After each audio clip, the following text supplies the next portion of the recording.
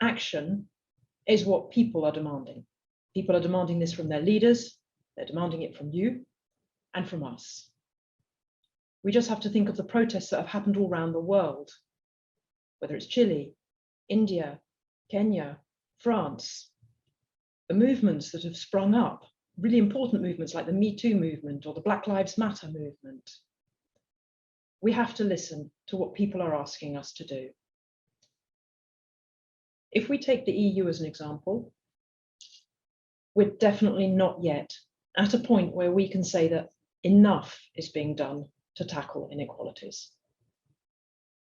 Whether we're talking about the Brussels level, EU delegation level, or member state level.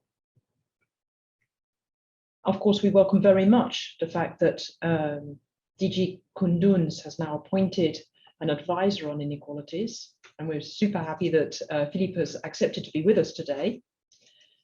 And we very much welcome that inequalities is among the priorities for Commissioner Urpilainen. But now we need to turn words into actions. Comprehensive actions, not piecemeal, not disjointed. Since 2019, CONCORD has been increasing the work that it's doing to bring the issue of inequalities to leaders' attention. One of the main things that we keep stressing is that inequalities are not accidents of fate. They're the result of deliberate choices made by people in power. So conversely, the good news is that these choices can be reversed if we put in place the right measures. And that's a lot of what we tackle in this report. So it's precisely because of the importance of inequality and fixing inequality that I think over the past few years, Oxfam has located the whole issue of inequality at the center of our work.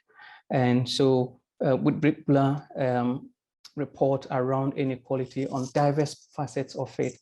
And you probably also know that one of the biggest outputs in terms of contribution to knowledge around inequality is a commitment to reducing inequality, in which we focus on three big aspects borne out by evidence that, if tackled, could actually reverse inequality, worst forms, or at least, of inequality in the world. And this we kind of categorize as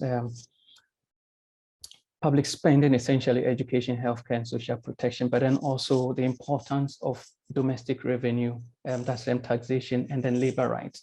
And again, if you look at the impact of COVID and how it's decimated the revenues of countries, and then also labor rights, particularly of the huge informal sector, particularly in the global south, in a region like Africa, where you have close to 80% of workers in the informal sector covered by no formal regulations. I think you can imagine the impact of COVID. So I think that's the context. And that just, I must say also that it's interesting that at the same time that we are talking about inequality, we've seen the wealth of the richest in the world basically just balloon out of space, out of this world. And so I think that provides us with that dichotomy of the rise of others, of the tiny few, and the steep decline of the rest of the world. This report allows us not only to compare the different governments' approaches on tackling inequalities, but also to draw inspiration from the different good practices that have been identified and hopefully trigger changes in the right direction, and perhaps also some new collaborations.